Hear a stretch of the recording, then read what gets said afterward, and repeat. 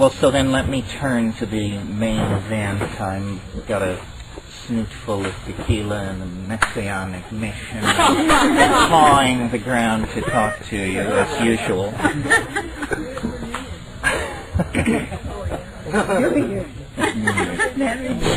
Everybody has their own name. That's right. I guess the title of tonight's talk is Linear Societies and Nonlinear Drugs, which is something that I just had to pull out of the air when Ken finally slammed me to the wall for what I would be talking about this night many months ago. But more and more for me, especially with this group, these things have become sort of summations and, I guess I hope, convivial examinations of just where we are, we, each and every one of us, and then this enterprise, whatever we mean by that, in the context of everything else that's happening in the world. In other words, the psychedelic experience, the entheogenic experience contextualized. And as I try to think about, what, if anything, I can bring to the party, I guess it's that what I'm interested in is psychedelics as a philosophical tool. And when I concretized that for myself, I realized there's no claims on that part of discourse. No one wants to do this. Philosophy is, academic philosophy is done in a very formal manner, and the most exciting is incredibly stuffy. And yet, I, like most of you, I assume, have taken on board in my life this thing called the psychedelic experience, which is then as large a portion of my being as my sexuality, my politics, my education. It shapes everything. And yet nowhere in the world of philosophical discourse is there any genuflection, at least overtly, made to this. I mean, maybe not since Plato. We talked about shadows on the wall of the cave and so forth and so on. Well, so what can psychedelics and the psychedelic experience bring to philosophy? And what do I mean by philosophy? By philosophy I mean the enterprise of discursive thinking, trying to understand what the world is and who's asking the question. Where did the world come from? Where is it bound? And who's along for the ride?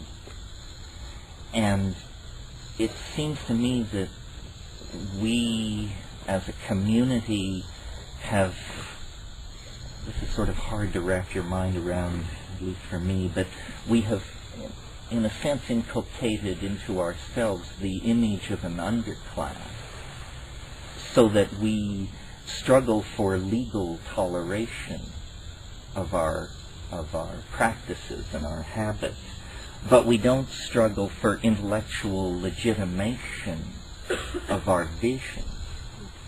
We accept that they are somehow contextually marginal. And as I thought about that, I realized that that is a limitation on the community.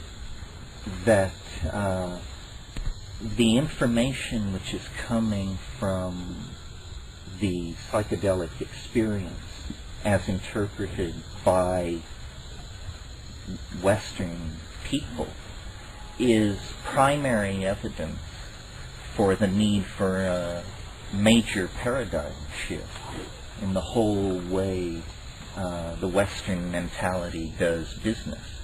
Well, what kind of evidence and what kind of shift? Well, there's a lot of talk in our community, and there has been for many, many years, about shamanism. And when we seek to legitimize ourselves through a historical argument, we reach back to shamanism and we say we're part of something which is 100,000 years old and worldwide and touched the spirit long before the shadow of the cross fell over Jerusalem, and so forth and so on. All true.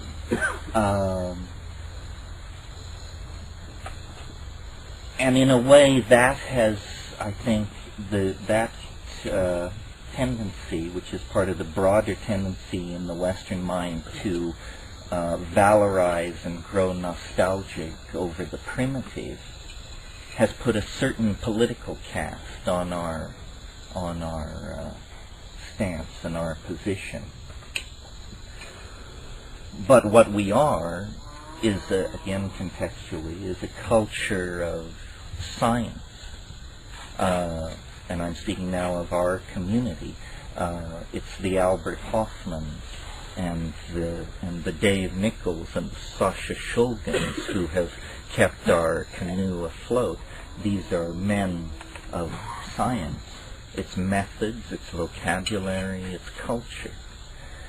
We have not, though we certainly honor those people and love them, as their rhetoric is not the primary rhetoric of the larger community of psychedelic users, which tends toward this, as I refer to it, this shamanistic aboriginal nostalgia.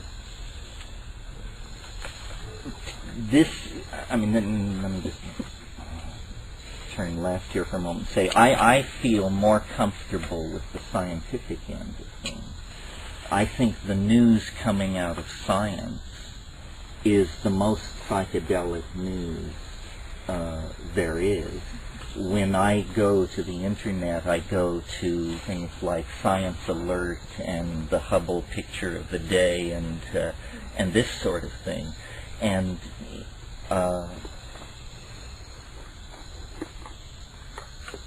our community as a whole, I think, is not involved enough in incorporating the vistas.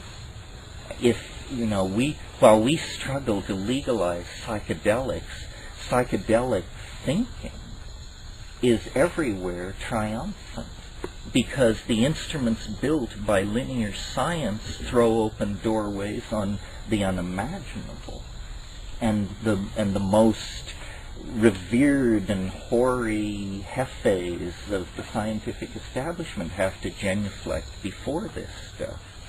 I mean, what am I talking about? Well, for example, Science magazine wrote last week that the most important scientific breakthrough of 1998 was the apparent observation and agreement upon that observation by the astrophysical community of a cosmological constant.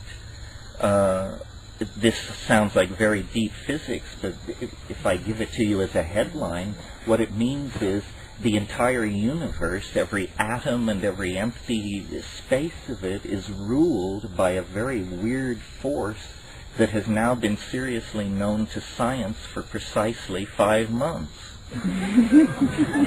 A force which is apparently going to overcome gravity's tendency to collapse the universe and to cause it to expand in a very explosive and counterintuitive and psychedelic fashion that is the complete confoundment of the core science that Western linear thinking has built. And of course there weren't riots in the streets and the electricity didn't fail, but at the very pinnacles of the antenna of the evolving civilization, there was a shudder felt in the force, you may be sure.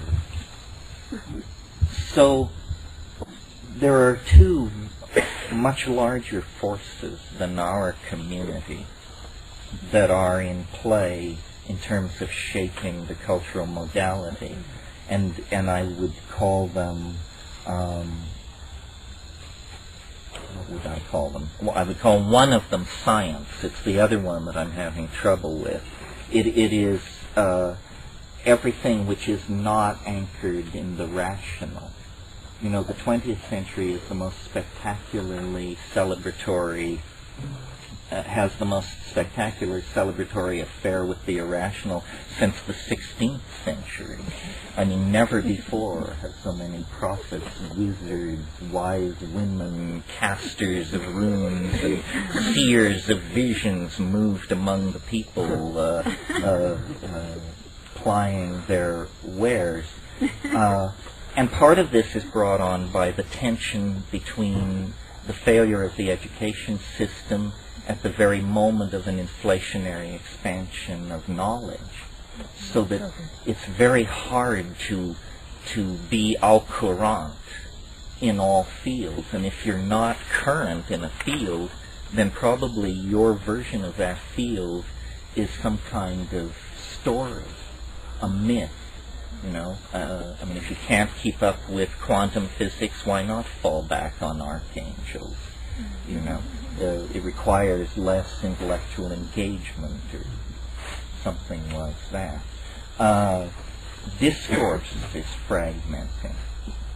Fields of discourse are evolving vocabularies so rapidly that the understanding of these vocabularies is not penetrating very far beyond the core group of workers.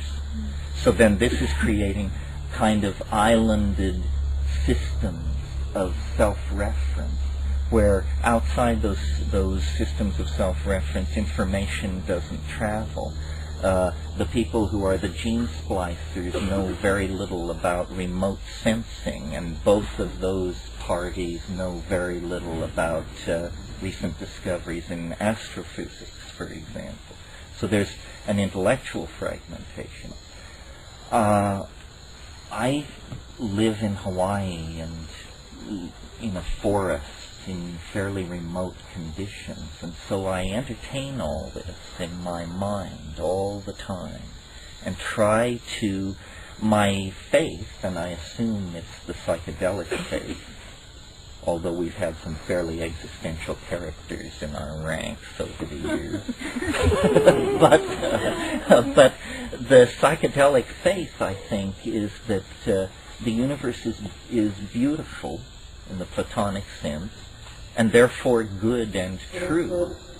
In other words, we're optimists. We're not flailing existentialists. We're not relativists, because we have a real standard to measure our spiritual coinage against. So we're not relativists. This is a point I'm really keen to make, because we're embedded in relativism. It's all around us. It's the air we breathe. But it is not inimical to the psychedelic community. I mean, I think the psychedelic experience is the only authentic source of reliable contact with the numinous. I mean, meditation and so on is all very fine, but it requires a leisure class involved in philanthropic support of this kind of foolishness, where the psychedelic experience is immediate and real. So now I've lost my way here. Yes. No, optimism. So I sit in Hawaii and I look at all this and I try to contextualize it and come out with a good story, because I think the best story will win. So if you can get together the best version of how it should all come out, so shall it be. And I work at this because in the past I've been very, very happy with the results between my interior fantasy and the unfolding of historical development. I mean, I wished for LSD, and then it happened, and then I dreamed of the internet, and then it happened. So I should keep at this. Definitely. And I recently read a very interesting book called 1,000 Years of Nonlinear History by Michael DeLanda. And if you get a chance, you should take a look at this. And he made a point which caused me to expand his point into this little thing I'm going to tell you now.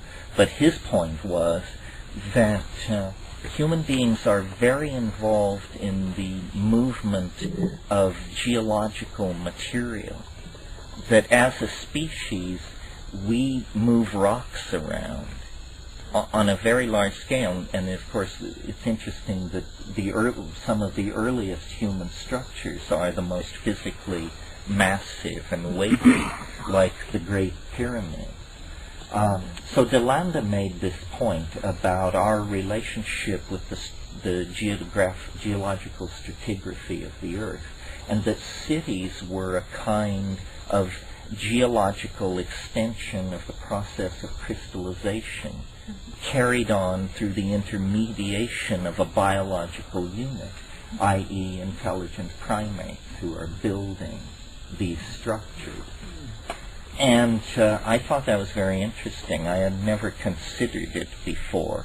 I've talked about virtual reality, and I've said that it's nothing new, that was a virtual reality, and Çatalhöyük was a virtual reality, but done in stucco and fired ceramic and stone, and that when the medium is so intractable as stone, the epistemic assumptions that get formed about what reality is are very different than if you can build Versailles at the click of a mouse button. But nevertheless, it's the same. But embedded in my reading of DeLanda was, I've been thinking a lot, and I talked to you a lot last year, about artificial intelligences and minds which are not human, minds which are very different from us, intelligence which is very different from us.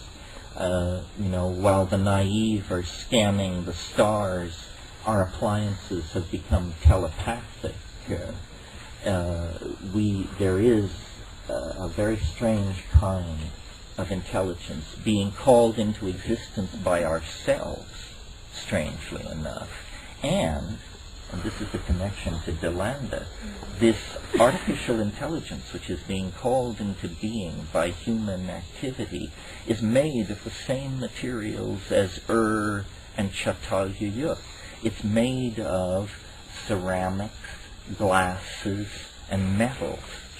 It's that, so then I took this on board and thought about it. And I've sort of come to some kind of cyber-pantheistic Emersonianism,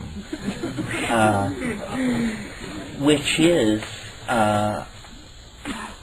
here, I'll give it to you as a headline and then work backwards so that in case I forget what I'm saying, it won't be lost to suffering mankind. The Earth's strategy for its own salvation is through machines, is what it is.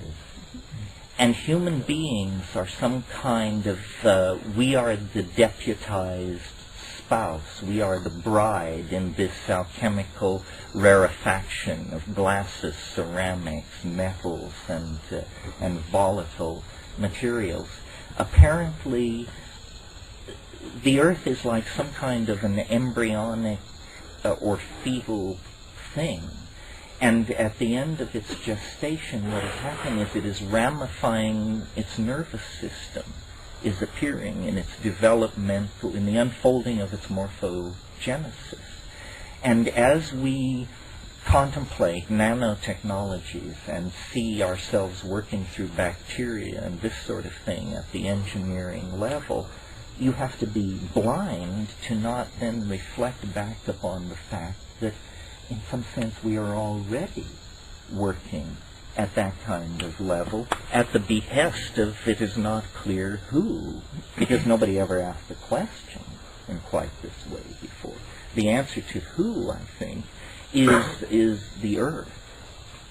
And that what lies ahead at the end of the linear tunnel of Western subjectivist, positivist, structuralist assumptions that we've been operating, when we hit the end of the tunnel and burst out into the larger mental space of cosmic evolution, what we are going to find is that we are partners, actors in a cosmic drama that involves the Earth at one polarity and machines at the other polarity as the expression of the will of the Earth toward a kind of self-reflective transcendence that is achieved through machine-human biotic symbiosis. And this is, there'll never be a headline which says this. Some people won't even notice that it's happening, because these large-scale processes can be described by many metaphors at many depths. But I'm telling you, I think this is what's going on. The reason I like this story is because it's not a story about processes out of control. It's not a story about human guilt. It's not a story full of we musts and we should. It's a story which gives honor to every part of the unfolding experience field. In other words, biology, technology, human culture, human traditional values, transcendent human dystopian values. It's a story of things on course, on time, and under budget. And I assume that's how nature really operates, and that we live inside some kind of anxiety-producing culture that is a necessary, I don't want to say evil, but a necessary response to conditions of stress. There are processes which let, nuclear waste buildup, urbanization, land disturbance. There are processes which, if allowed to run on indefinitely, would wreck the whole system and pitch it into chaos. But Confucius said, no tree grows to heaven. And what he meant by that is it's fruitless to project any process to infinity, because any process projected to infinity creates some kind of catastrophic scenario. If no fruit flies died in 6 months, the Earth would spin out of its orbit from the weight of fruit flies. No, I don't think that. But what an image. Somebody once told me if the Earth completely disappeared except for its nematodes, that you could still see the outlines of the continents if you were standing on the moon. I thought, now just who gathered this?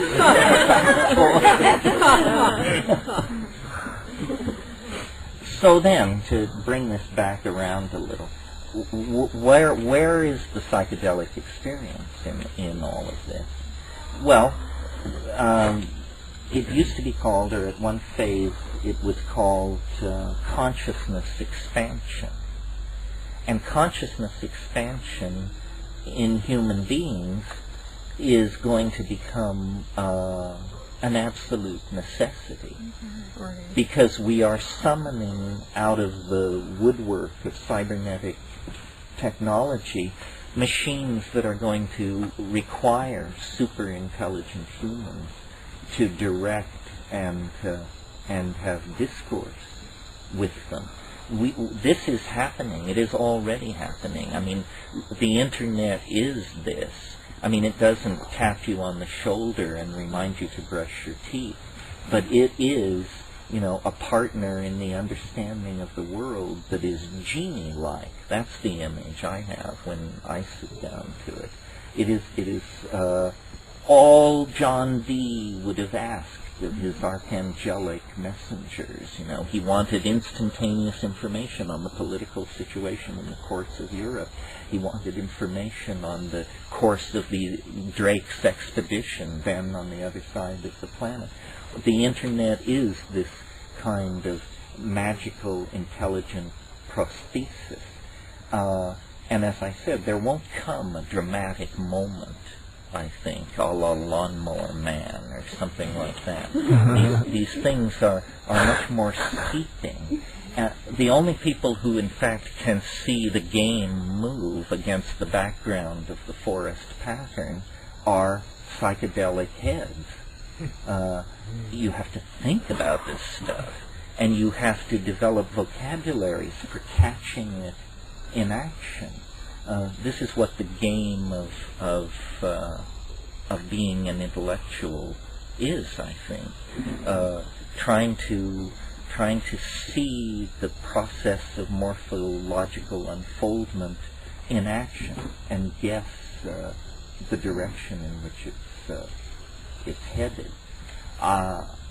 Because it's inevitably headed toward greater density of information at greater speeds, higher level integrated metaphors, visually rather than textually displayed, transformation of such graphic and glyphic elements over time, it becomes more and more like the interface of a computer, more and more like some kind of machine environment. I mean, we have thought for, I assume, at least 100,000 years, maybe much longer. But the quality of thought, it was early. When it was early, it was intermittent. It was thin. It was a groping. It was an undigested intuition, a perception slipping away from the mind's eye. Because of media reinforcement and education and acculturation and the passage of 100,000 years, the voice of the mind, the logos, has grown stronger. But now it takes an exponential leap forward into visualization, into manifestation through this information processing prosthesis that integrates us all.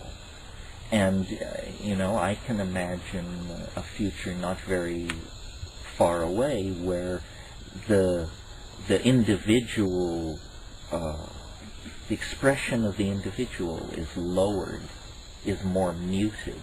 I mean, this is the most individualistic, individual worshipping century, the century just ending, that we have ever known. And its great accomplishments, its great works of art were all accomplished by individuals, and political undertakings such as the Third Reich and so forth and so on, also highly motivated individuals who rose above the masses. I'm not sure we can afford the luxury of that kind of exhibitionistic individualism in the future. And I think probably it's not that we're talking about a restriction of human rights. We're talking about a transformation of human drives. The states of integration and collectivity that will be sold as public utilities in the next century are anticipated now by group psychedelic experiences, ayahuasca sessions, this sort of thing. And the dichotomy, and I think I made this clear when I talked about the earth and machines, the dichotomy between the natural and the artificial is an obsession of the 20th century, hence canceled now. In fact, a whole bunch of things are canceled. We were talking at home about how Roger Shattuck in his History of Dada said that the 20th century couldn't wait to be born. It was born in 1888 at the death of Victor Hugo. And then I said, well, so if it was born in 1888, when did the 20th century end? And I think it ended in 1992. It expired early with the birth of the World Wide Web. What defined all that, modernity, was mass media. Mass media shaped that whole psychology, and it is now archaic. It is now, well, it's not archaic, it's obsolete. It's wonderful that the phrase 20th century is beginning to have that wonderful brown gravy Edwardian tone that used to be reserved for the term 19th century, meaning, you know, those terribly stuffy and confused and rather silly people who just didn't quite get it right, but were doing the best they could and muddling through, and thank God they gave way to us, the people of the 21st century.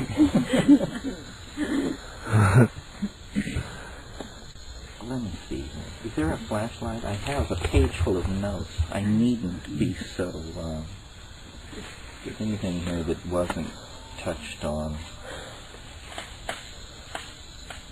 Well, some notes about this planetary intelligence. Thank you, June. And how all that works. One of the insights that I've been reading different people this year, maybe you can tell, and one of the people I've been reading is Greg Egan, who I talked about last year, but now I've read more. Now I've read Diaspora, and the ones where he makes no effort whatsoever to explain it to you unless you've already done your homework. And and then Jonathan today, in his lecture, talked about DNA a little bit, and frame slippage and all of that. And it reminded me of it. The thing that I'm coming to from my psychedelic experience and my life experience and the whole ball of wax is, I said for many, many years that the world is made of language. That was just sort of one of my bumper stickers. But I think that there's that carries some of the flavor of what I want to say there. But that there's more to it than that. It's that everything is code. Everything is code in the sense that hackers mean when they say they write code.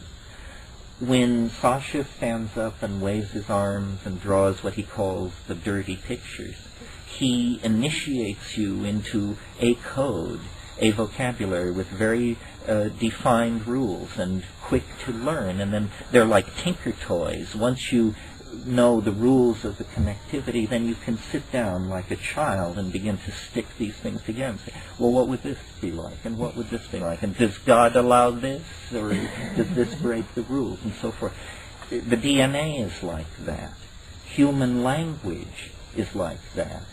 Human body language is like that. Machines communicate like this. In fact, this is a bridge which connects us. This is the great overarching bridge which will connect us to the machines, that they, like us, are commanded by language.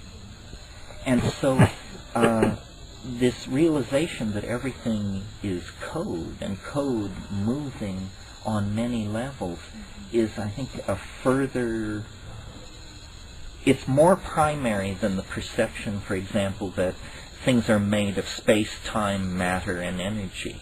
That's one level below code. The code codes for space, time, matter, and energy. It's much more like we're in a simulacrum, some kind of machine environment. And in fact, I like that idea, because I've always sensed, and psychedelics have always intensified this intuition in me, that the universe is a puzzle. Life is a problem to be solved. It's a conundrum. It's not what it appears to be. There are doors. There are locks and keys. There are levels. And if you get it right, somehow it will give way to something extremely unexpected. DMT is a perfect example of that. And of course, at the molecular level, it literalizes that metaphor. I mean, the DMT is the molecular key, the extraneous object introduced into the front door of the synaptic receptor. And then, you know, you can plunder the palace for 5 minutes.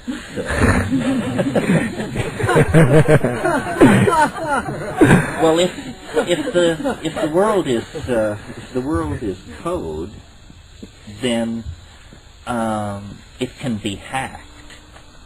In other words, it needn't stand still in quite the same way that it stands still in your mind if you believe in something called the laws of physics.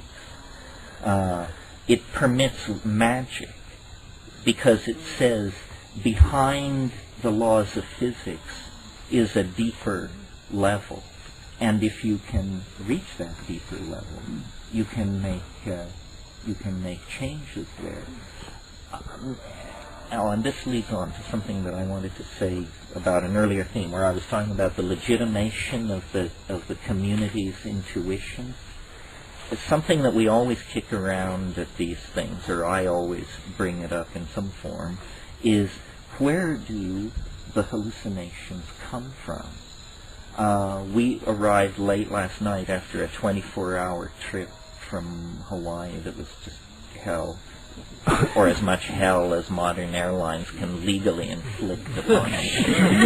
and got stoned, and then we were laying there, and it always happens when you're cut off from cannabis for long periods like that.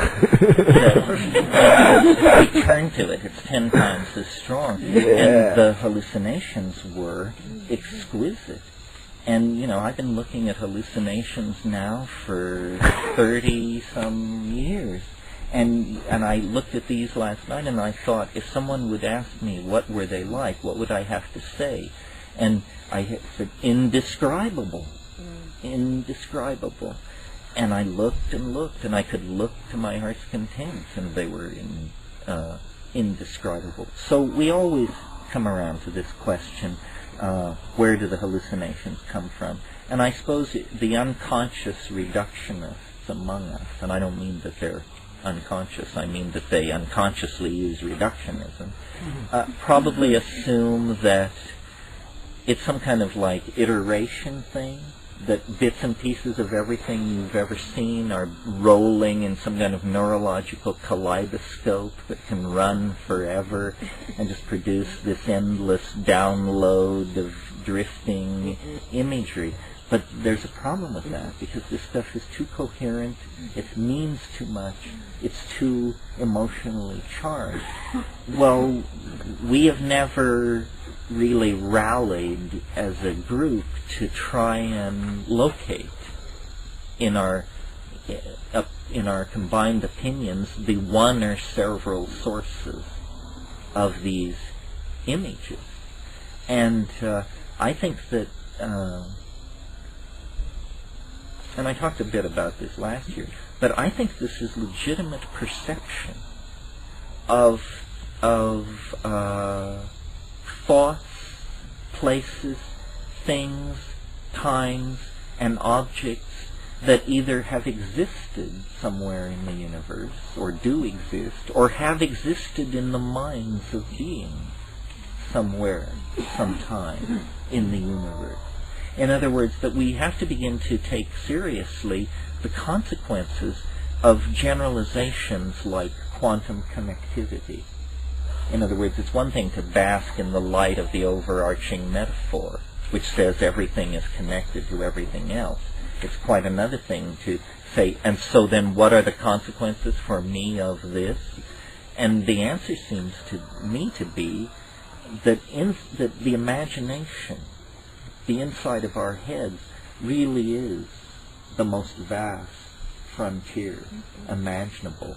And we must leave it for future generations, or maybe not generations, but future evolutionary biologists to figure out why an animal nervous system would evolve a propensity for accessing Bell non-local data. In other words, quantum mechanically accessible data at a different level of the physics of things. There must be a reason. And in the same way that the problem of speciation posed a problem for 19th century biology, this can pose a problem to our thinking without it sinking our intellectual enterprise. It is for some more sophisticated future group of thinkers to understand why this is so. What we have to grapple with is that it is so. That it is so. That, you have the Hubble telescope inside of you. You have inside of you an informational gathering instrument that can give you good intelligence about things so immeasurably distant from this point that to state it in numbers and units is meaningless. It's just elsewhere, the elsewhere of the absolute infinity of the plenum of imagination in which apparently beings rise and fall like plankton in the sea. And of course the psychedelics are the naturally evolved nanomachinery of the Gaian matrix that knits together this cosmic ecology, this system of living relationships. I'm not impatient with the idea of extraterrestrial life or intelligence, just its pop regurgitation.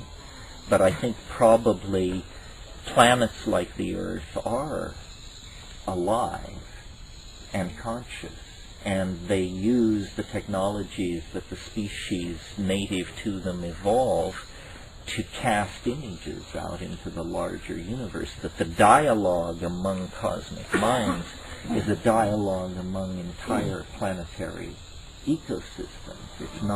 It can't be trivialized into some take-me-to-your-leader scenario. Still less can it validate the unscheduled visit of pro bono proctologists from nearby stars. You have to get a grip.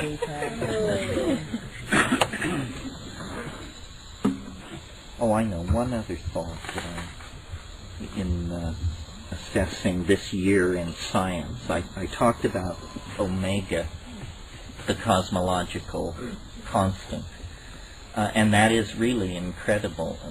In fact, let me do a personal breast-beating thing and point out to you that this thing that they have come upon, omega, the cosmological constant, this absolutely, 50 years ago or so, Einstein called it the biggest blunder I ever made, because he played with the necessity of this thing to keep the universe from falling in on itself, and then he decided it was an unnecessary construct and that it led to such weird conclusions that it had to be gotten rid of.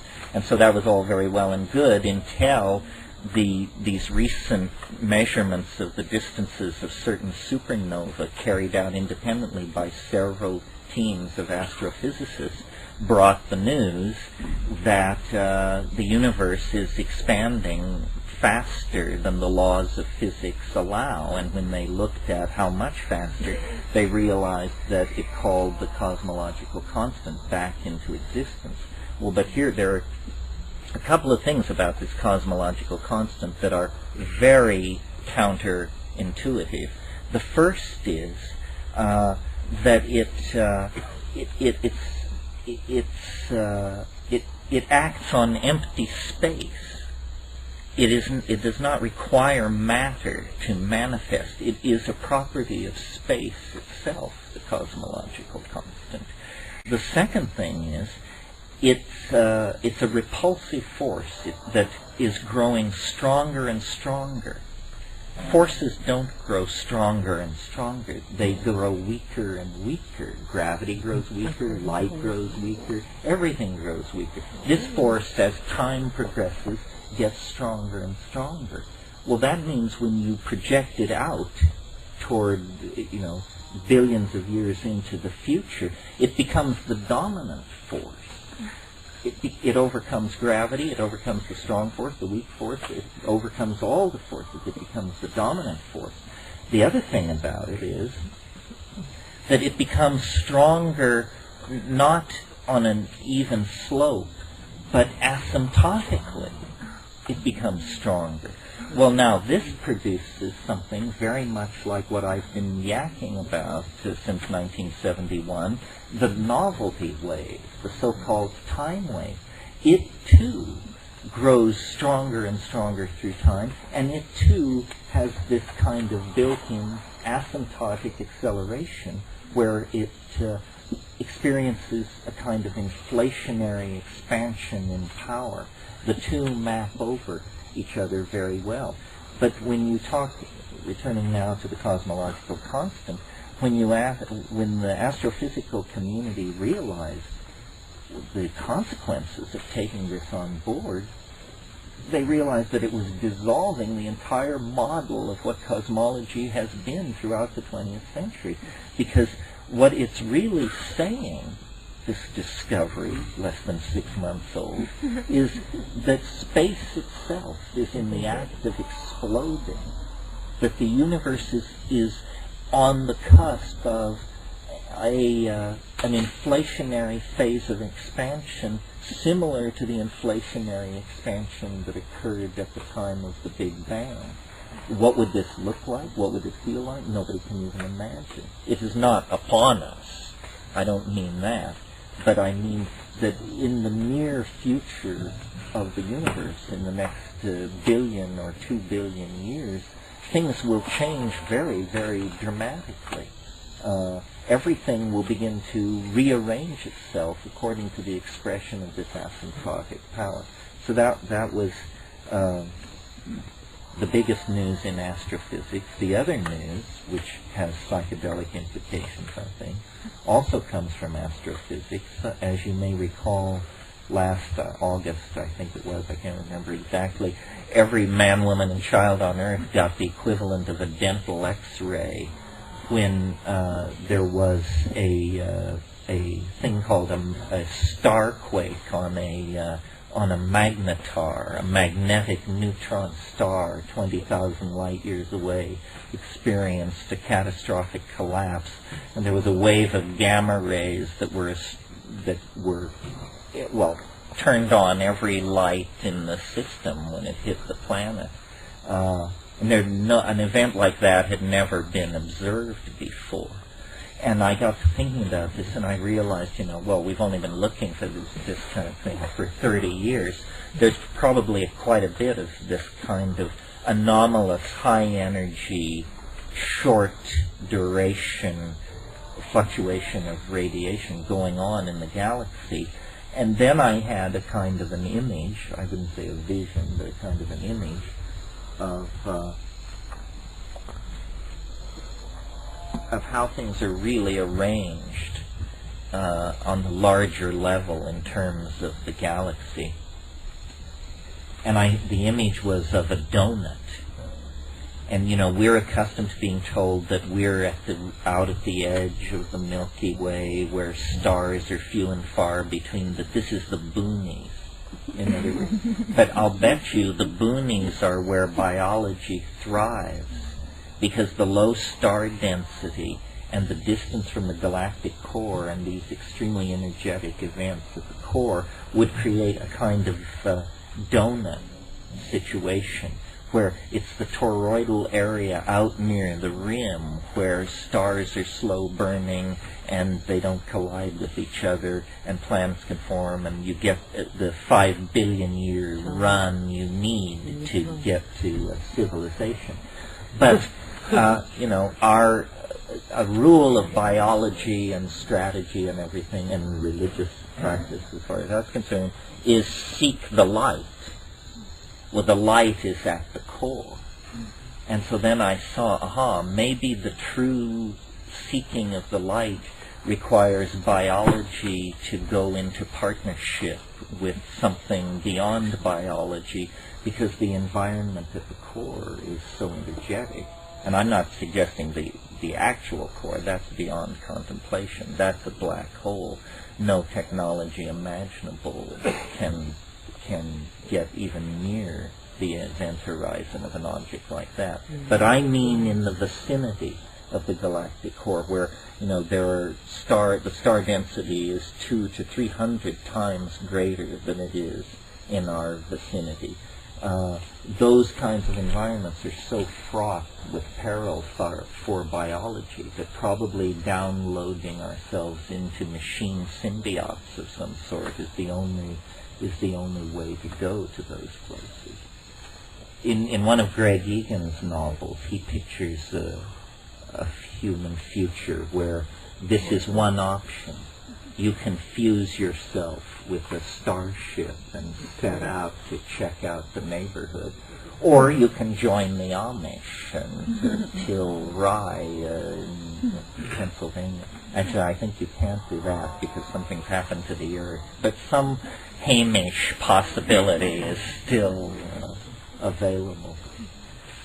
Well, this is not like the sort of thing the other faculty members will be talking to you about, which is an intense and primarily important download of the homework, the chemistry, the botany, the behavioral impact, the archaeology, the ethnography of these substances. I ask myself all the time, how are we different from other people? Are we morally superior? Are we smarter? Are we richer? Are we kinder to the people we meet? And actually, the longer I look, the less I can tell. There are extraordinary examples of all of these things in and outside of our community, and extraordinary nudniks and jerks inside and outside our community. But we have in our hands tools that I think, if people were correctly presented with them and understood without hype and hysteria and hyperbole what this psychedelic enterprise is about, that we would win them to our cause, because our cause is the human cause, the cause of thinking and communicating and building and bringing into existence new forms of beauty, new possibilities for being. And this can be done without psychedelics, certainly. But with psychedelics, it is accelerated. And it has a feeling that not only of immediacy, but of, the only way I can put it is correctness. It isn't the lonely neurotic artist thrashing toward some kind of self-reflection. It's the firm guiding hand of a greater mind, the logos, the earth, I'm not sure, but a greater mind. I mean, true art truly is truly inspired. And the muse, I don't think, was more real for Homer than it is for each and every one of us when we're in the presence of the mushroom, or ayahuasca, or DMT, or LSD, or something like that. So, I suppose I will go to the grave with life as mysterious to me as I found it when I came to consciousness around 6 or 7. But I think life is, whatever it is, it's an opportunity of some sort. And the things I have been most grateful for were the things that I met at the frontiers of knowledge, of sexual experience, of psychedelic experience. Knowing, feeling, and being one with being are how I would categorize that breakdown.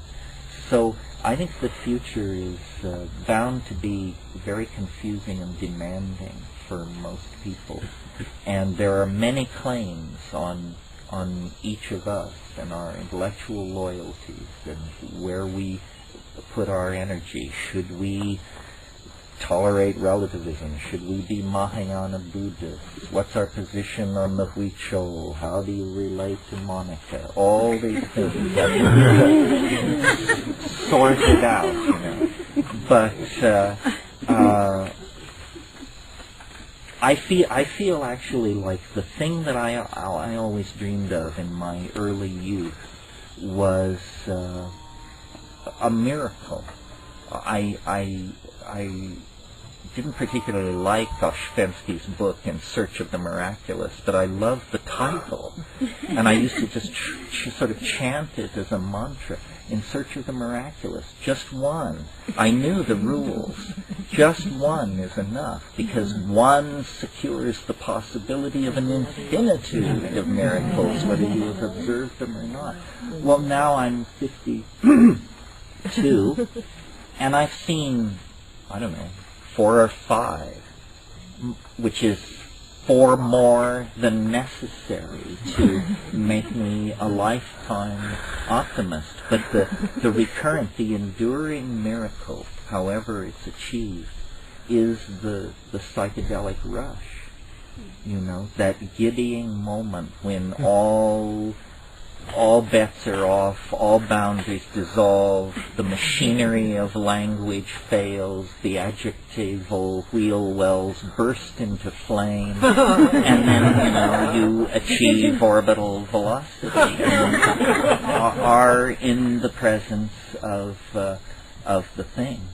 And I cannot believe that is not a salutary experience. And you've heard me say many times that how itchy it makes me feel to think that somebody could go from birth to the grave without having that experience. They can make of it what they want. They can denounce it. They can deify it.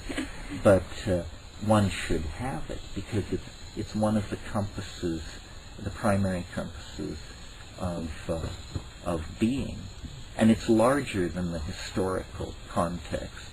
I mean, the point of this talk tonight was to talk about linearity and idea systems and the nonlinear impact of these drugs and the way they break down media bias. But all these intellectual ideas exist in the light of the sun of this unspeakable primary experience. And we can draw it, paint it, sculpt it, act it, dance it, drum it, and never take anything away from it. Never define it, never occlude it. It is a miracle. It's like having the presence of a deity.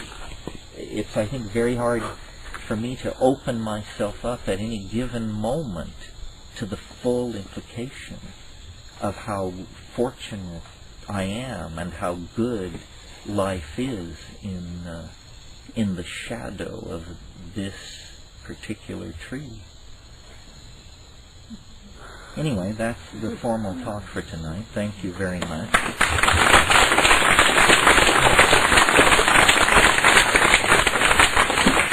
And now we'll entertain questions, which is usually much more fun.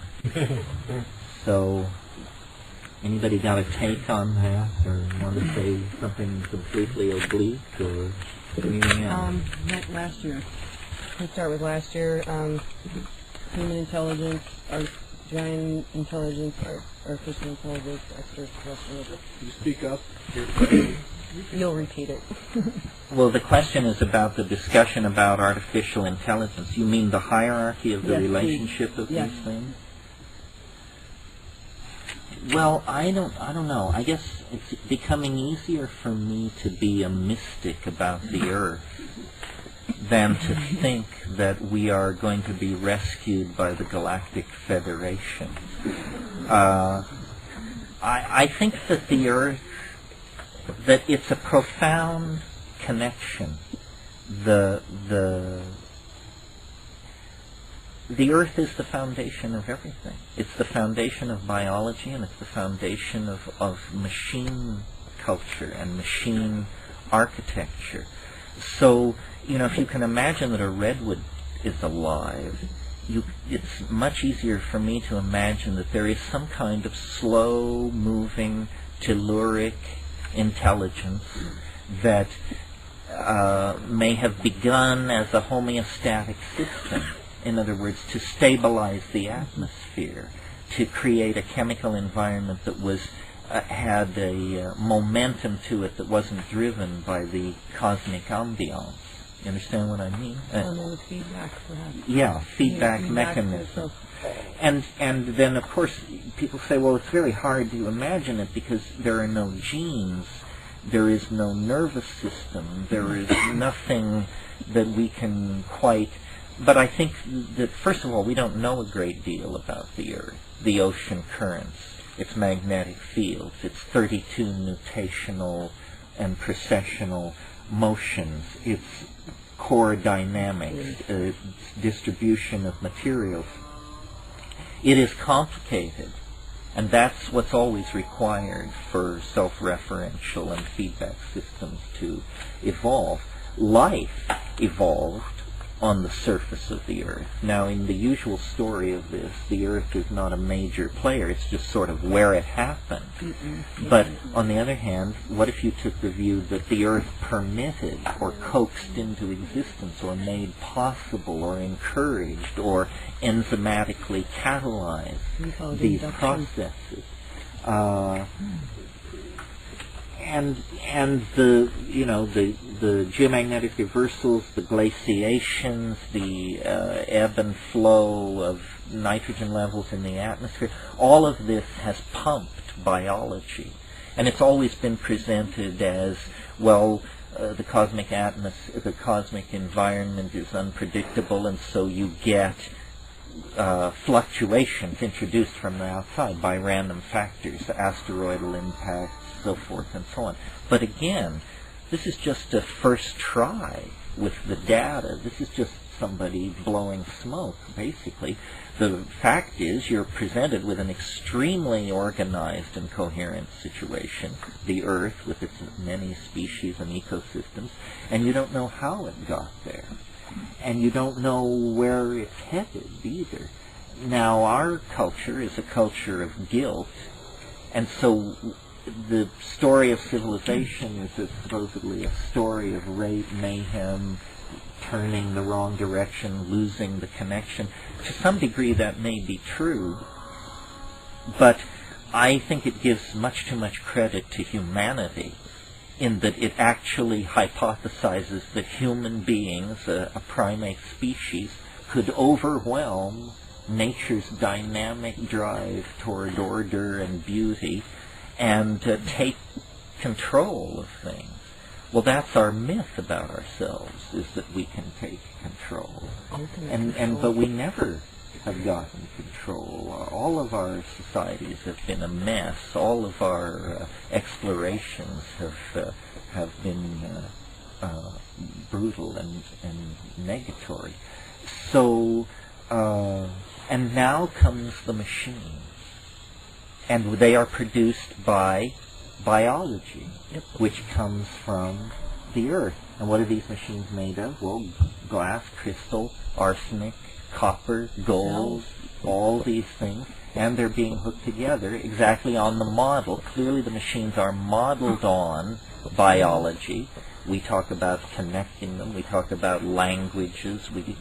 They use a vocabulary that we had previously used for biology to talk about these things.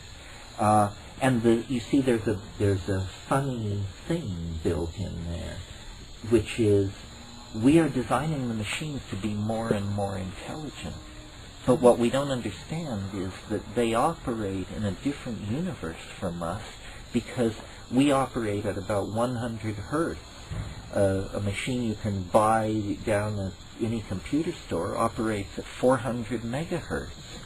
That means that you can run an eternity of human lives in an afternoon.